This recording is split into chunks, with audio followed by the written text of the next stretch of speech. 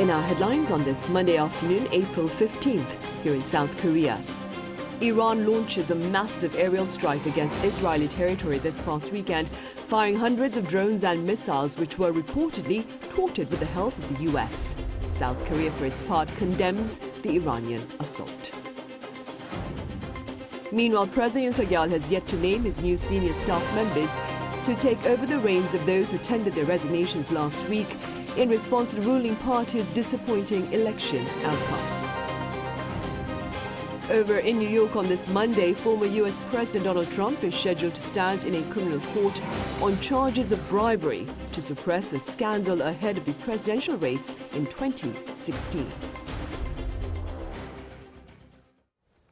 We begin over in the Middle East today. An aerial assault involving hundreds of drones and missiles was launched against Israeli territory by Iran this past weekend. Our Kim Bo-kyung starts us off. It was an unprecedented attack, marking the first ever direct overt attack launched at Israel from Iranian territory.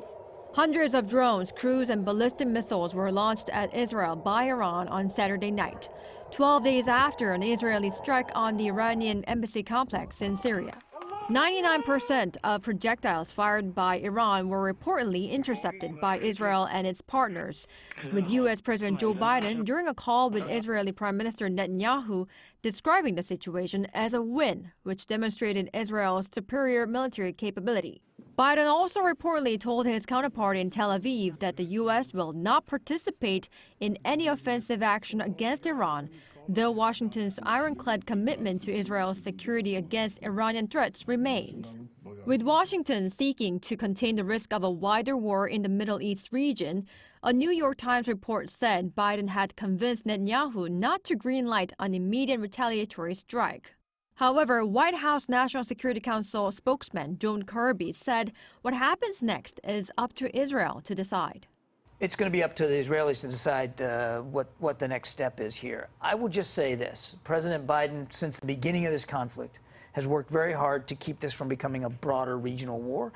Israeli President Isaac Herzog hinted that though Tel Aviv is not seeking war, there will be a decision that will make sure Israel protects and defends the country's people.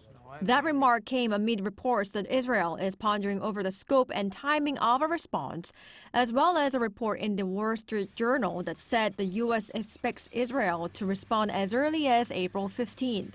Iran's Armed Forces Chief of Staff warned that should Israel attack, the response would be decisively stronger and more resolute, and any backing from Washington would result in U.S. bases being targeted as well. Meanwhile, after Iran's attack, G7 leaders convened and unanimously condemned Iran's attack and called for restraint from all sides to prevent a regional war.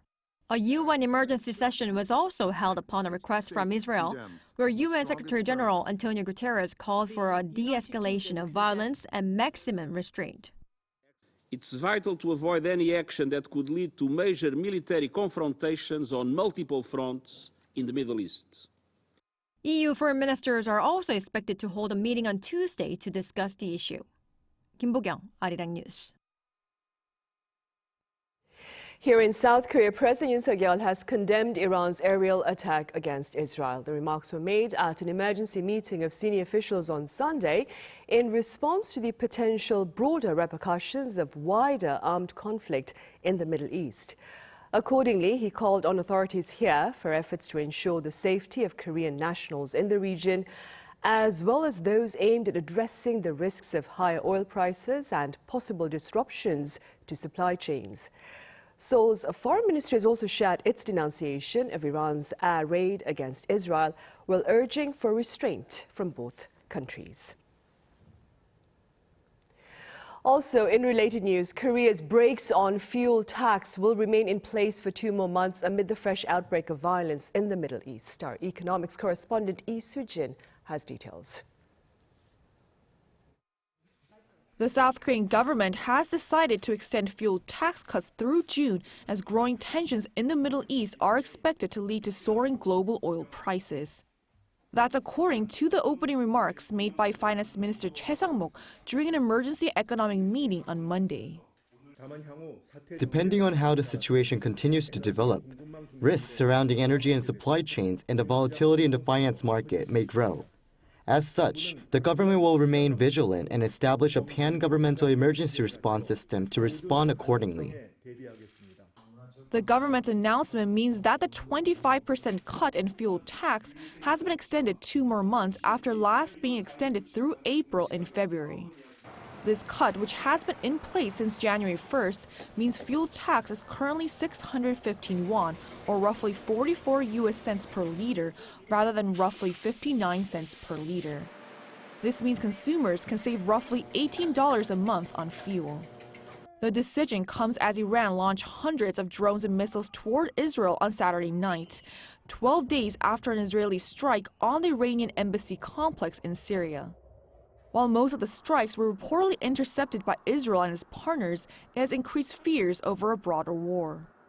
The government will also maintain the 37% fuel tax cut on diesel and liquefied petroleum gas for 2 more months.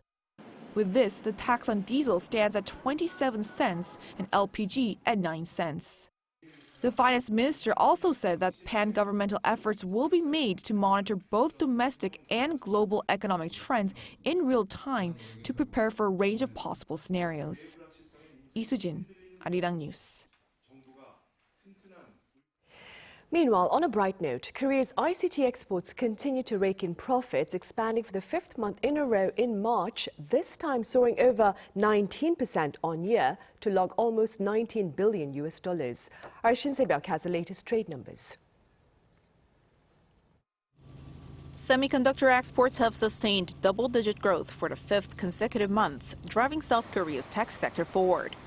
Data released by the Trade Ministry on Monday shows that ICT exports in March rose 19.4% on year to nearly $18.8 billion. This marked the 5th consecutive month of year-on-year increases for the nation's tech exports overall and the 3rd straight month of double-digit growth. According to the ministry, chips led the charge, with exports reaching $11.7 billion for an increase of 34% on year. The growth in the artificial intelligence market has significantly boosted demand for semiconductors. Recovering demand for IT devices such as mobile phones and PCs has also propelled chip exports to their highest levels since June 2022, when they hit $12.5 billion. Other sectors also saw robust growth, indicating a strong recovery in overall ICT exports. Shipments of displays climbed more than 13% on year as both OLED and LCD panel exports were up. Computer exports also recorded a 20% year-on-year increase, marking 3 consecutive months of growth. But the mobile sector as a whole saw its exports tumble by 7% compared to the previous year to $220 million due to a weakened global demand for mobile phone parts.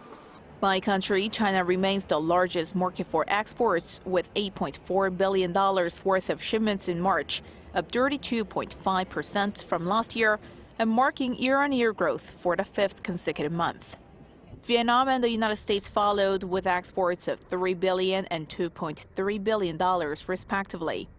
Meanwhile, ICT imports for March stood at $11.7 billion, leading to a trade surplus of just over $7 billion.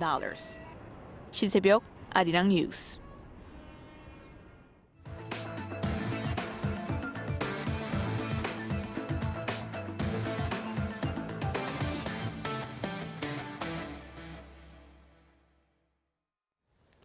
President Yoon Suk-yeol has yet to name his new senior staff members to take over the reins of those who tendered their resignations last week in response to the ruling party's disappointing election outcome. Our senior correspondent Oh Soo-young reports. President Yoon Suk-yeol is taking longer than expected to name a new chief of staff and prime minister, as his administration cautiously mulls its next steps after the general election last week handed the opposition a majority in parliament. Key officials, including the chiefs of staff, senior secretaries and the prime minister, offered to resign after that disastrous outcome for the ruling party. Yoon's officials have hinted that even Monday could be too early to announce the new appointments, saying they need at least a minimum amount of time to screen the candidates. This is perhaps to avoid any potential backlash from the opposition or public criticism that could arise from rushing the process. Of course, there is no set deadline, but it's unlikely to take too long, as the Yoon administration has committed to self-reformation, with a major overhaul of senior figures likely to become the first step.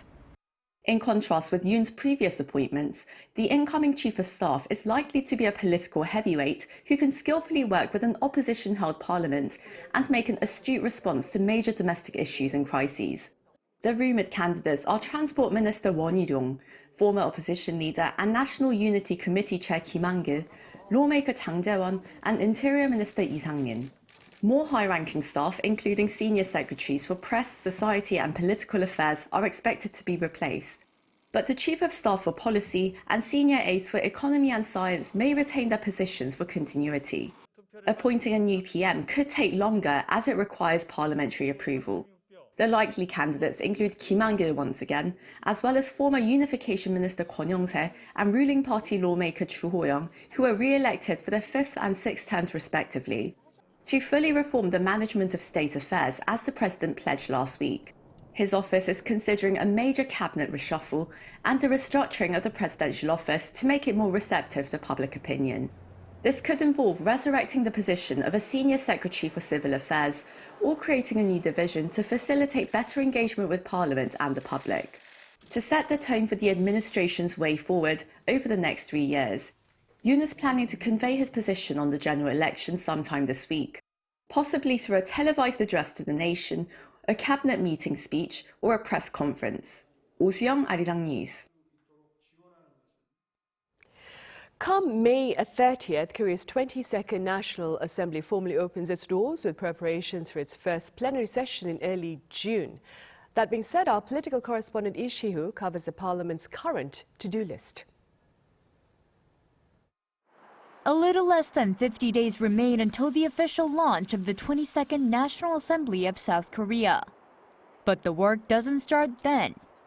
Since well before the April 10th election day, the Assembly's administrative offices have been busy at work preparing to welcome in a new batch of representatives. Beginning in March, separate offices joined together to launch a welcoming committee. 2 days before the voting day, they opened up a comprehensive center to support new lawmakers. Once the 300 new members of parliament were decided, the center began processing lawmaker registrations, providing guidance that will help those newly elected during the next 4 years. May 30th is the official launch date of the new assembly. This is when the preparation for the first extraordinary session begins. The first plenary session, a gathering of the full chamber, is scheduled for June 5th. If the meeting convenes as scheduled, the assembly will vote in a speaker and 2 deputy speakers to lead them through the first half of their 4-year term. All members will be sworn in and the new speaker will give an opening speech. The president may also address the chamber. On June 7th, members will be appointed to respective standing committees based on their expertise and knowledge. These dates are outlined by the National Assembly Act. But many previous assemblies have pushed back their schedules due to clashes in opinions between the respective camps, especially as they appoint new committee leaders. This precedent should not give an excuse for the 22nd National Assembly to follow in their predecessors' footsteps, however, as pending issues affecting society do not wait. Lee Si-hoo, Arirang News. Across the border in Pyongyang, North Korean leader Kim Jong-un sat down with China's third highest-ranking official Zhao Leji earlier on Saturday. According to the regime's daily Nodong Shinmun on Sunday, Kim hosted a luncheon for his Chinese guests and addressed issues of mutual interest. The Chinese chairman of the Standing Committee of the National People's Congress was in Pyongyang from Thursday until Saturday. Seoul's Unification Ministry on this Monday addressed the visit by the Chinese delegation to North Korea, calling it an attempt to showcase close ties amid the present geopolitical climate. Over in New York on this Monday, former U.S. President Donald Trump is scheduled to stand in a criminal court on charges of bribery to suppress a scandal ahead of the presidential race back in 2016. Our Lee Seung-jae covers this latest development and its broader implications. Donald Trump will become the first former U.S. president to ever stand before a criminal trial, with his lawyers, prosecutors, and Justice Juan Merchan set to pick jurors in a New York courtroom on Monday to hear evidence on charges related to allegations that he paid hush money to prevent a sex scandal ahead of the 2016 presidential election. Trump has been indicted on 34 felony counts for falsifying company records linked to money allegedly paid through his lawyer Michael Cohen to prevent the disclosure of his past sexual relationship with a former adult film star, Stormy Daniels, just before the 2016 presidential election. While Trump faces a total of 4 criminal trials, this is the only criminal case scheduled for trial before the November presidential election. Trump has strongly denied the allegations of manipulating his company's accounting figures and that he had a sexual relationship with Daniels. He has claimed that the allegations are politically motivated by the Democrats. As the defendant in the criminal case, Trump must appear in court throughout the trial scheduled 4 days a week, excluding Wednesdays for about 6 to 8 weeks. So much time spent in court could be a crucial setback for the former president at a time when he should be focusing on his election campaign. While Trump's team of lawyers have made an all-out effort to postpone the trial until after the presidential election, it was not accepted by the court. Each of his 34 indictments carries the possibility of a 4-year prison term, with Trump certain to appeal any guilty verdict and sentence. Lee Seung-jae, Arirang News. In other news, the popularity of Korea's screen productions has been raising greater global interest in the country's works of literature. Our culture correspondent Song Yoo-jin has this story. 2024 has so far been a great year for Korean books. Last month, Kim Hae-sun became the first Korean author to win the U.S. National Book Critics Circle Award. Lee Gumi achieved another first for Korea by being shortlisted for the prestigious Hans Christian Andersen Award, while 3 Korean picture books won trophies at the Bologna Ragazzi Award. Novelist Hwang Seok-young's Mater 210 has also been shortlisted for the 2024 International Booker Prize. This success stems from Korea's decades-long efforts to export its literary works. Since the 2000s, we've seen a surge in Korean literature exports, especially after Arthur Hangang's 2016 Man Booker International Prize win.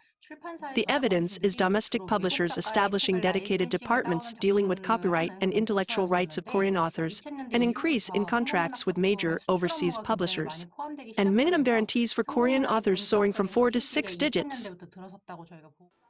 The numbers don't lie. Translation requests for Korean literature to the Literature Translation Institute of Korea jumped more than 20-fold in 2023 compared to 2014. What makes Korean literature appealing is the blend of distinctive, yet relatable themes.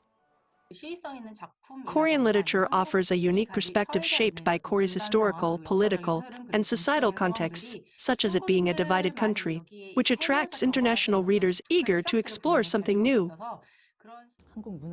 Many readers often try out Korean literature through their love of Korean dramas and films. But what attracts them is how authors incorporate relatable themes like human rights, environmental issues, and challenges facing the younger generation into their unique storytelling. But captivating themes aren't enough.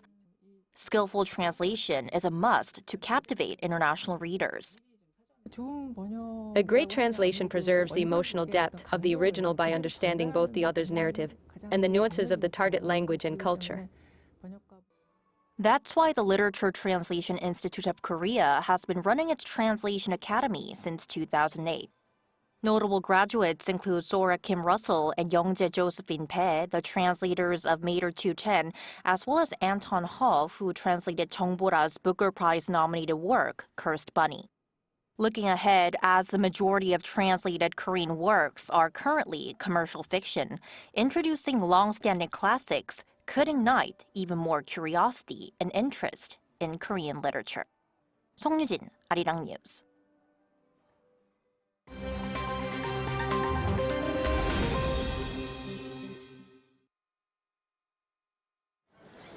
Let's take a look at the latest news in the wild now.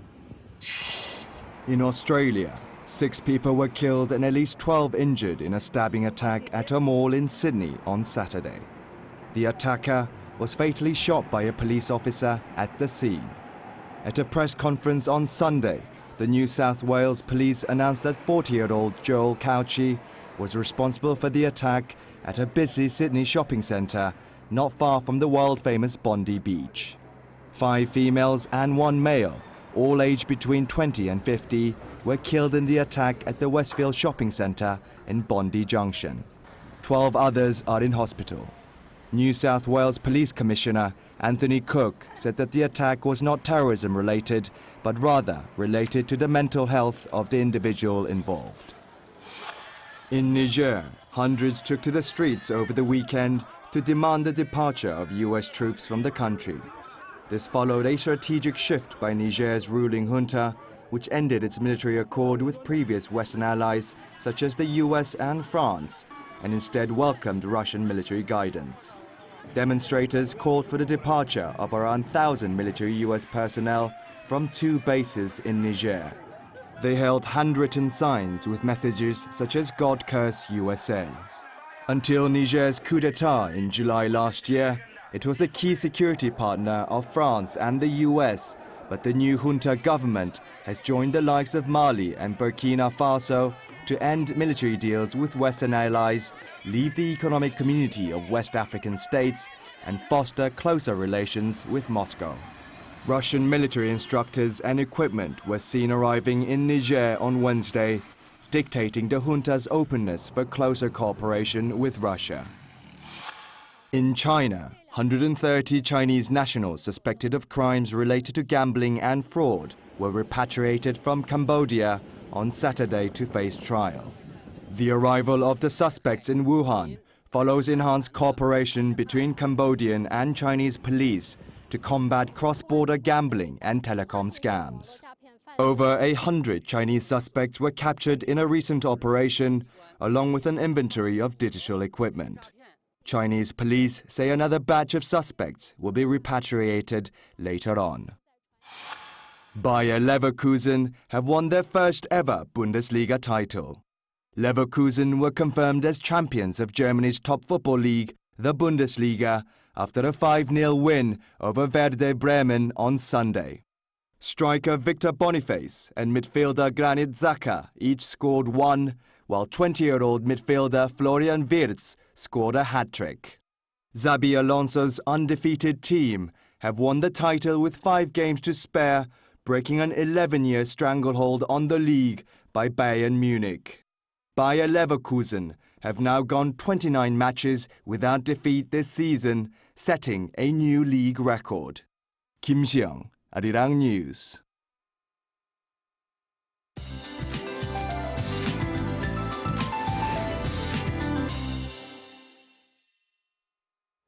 Good afternoon. It felt like we jumped right into the beach season over the weekend with record-breaking April warmth in the capital.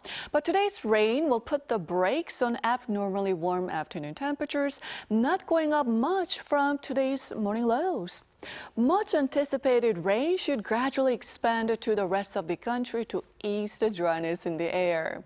The south coast and mountainous regions on Jeju could see more than 80 millimeters of heavy showers. The rest of the country will see 5 to 60 millimeters of rainfall. This afternoon, highs will be 5 to 10 degrees lower than yesterday, hovering around 20 degrees Celsius in most parts of the country. Seoul sees a high of 19 degrees, Jeju topping out at 22 degrees, with a strong wind advisory also issued on the island as well as the west coast. After the rain subsides tomorrow morning, we'll have typical spring weather with a threat of yellow dust sweeping into the country. That's Korea for you, and here's a look at the international weather conditions.